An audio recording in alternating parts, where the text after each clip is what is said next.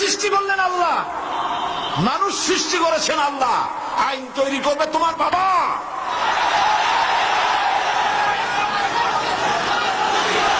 আইন তৈরি করবে কে? কে তৈরি করবেন? আল্লাহ রাব্বুল আলামিন আইন তৈরি করবেন। আরেকটি জিনিস লক্ষ্য করুন, এই পৃথিবীতে থামুন, এই পৃথিবীতে একটা গাধার তৈরি করা আইন আর একটা গাধায় কিন্তু মানে না, ঠিক কিনা? একটা ষাঁড় আর একটা ষাঁড়ের আইন মানে না। গ্রামে দেখেন না, বিলের মধ্যে অনেক ষাঁড় ঘুরে বেড়ায়। একটা ষাঁড় তার ছায়া বিচার করে বলল, ভাইয়ের আমার, বোনের আমার, এই বিলের মধ্যে কেউ ডাক দিতে পারবে না আমি ছাড়া। আর সব ষাঁড়েরা গরুরা লেজ উঠো করে দৌড় মারলো। গরু একটা গরুর আইন মানে না, একটা ব্যাঙ আর একটা ব্যাঙের আইন মানে না, একটা বানর আর একটা বানরের আইন মানে না। আর তোমরা আশরাফুল মখলুকাত মানুষ, কার বাজানে কি আইন তৈরি করেছে সে আইন মানতে পৃথিবীর মানুষ বাধ্য নয়। মানুষ সৃষ্টির সেরা, আইন মানবে আল্লাহ। চিল্লায় বলো কার?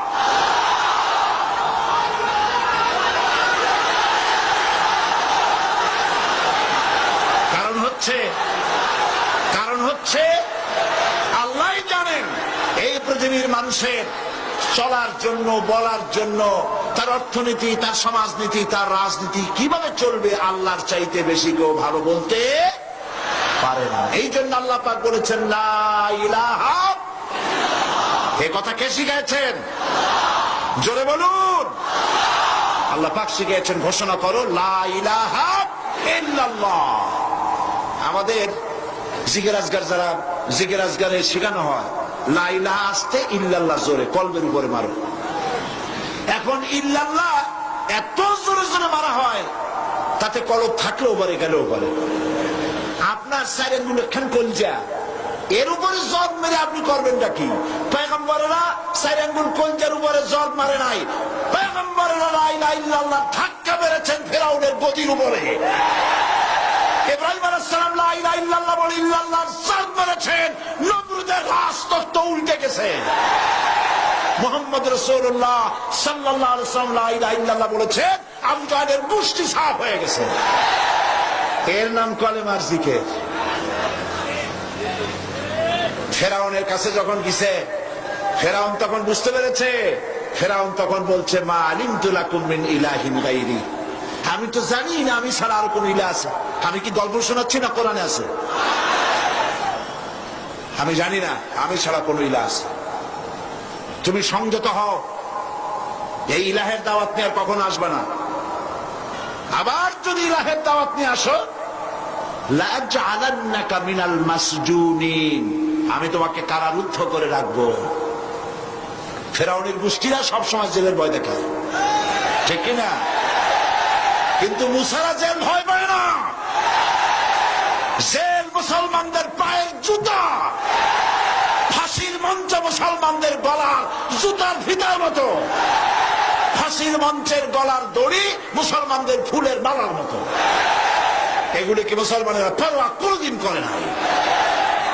হযরতে মুসা আলাইহিস সালাম বলছেন, বেটা আমারে তুমি ভয় দেখাও জেলে, তুমি আমারে চেনো নাই।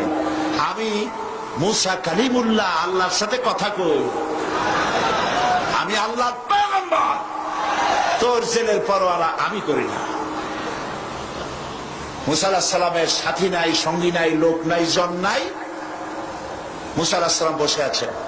আল্লাহ প্রশ্ন করছেন, ওয়ামা তিলকা বিয়ামিনিকা ইয়া মুসা।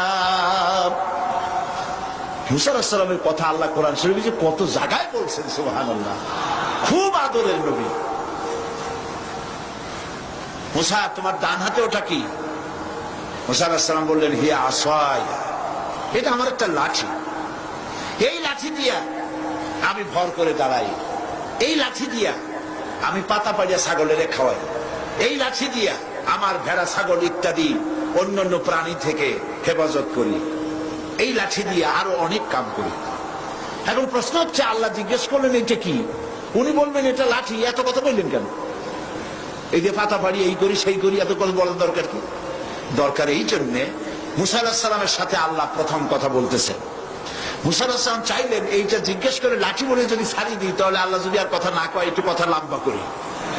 আল্লাহর সাথে কথা বলার যে মজা, সুবহানাল্লাহ, তিনি লম্বা করলেন। আল্লাহ বললেন লাঠির যে ফজিলত তুমি বলছো ওইটা আছে, কিন্তু আর একটা জিনিস আছে লাঠির মধ্যে যা তুমি জানো না, তুমি লাঠিটা ফালাই দাও।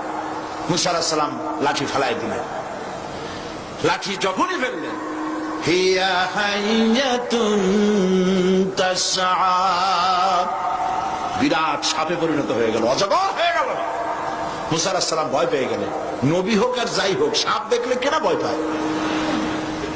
আল্লাহ রাব্বুল আলামিন হযরত মুসা আলাইহিস সালামকে বলে দিলেন, খুযহা ওয়ালা তাখাফ সানুঈদুহা সিরাতাহাল উলা।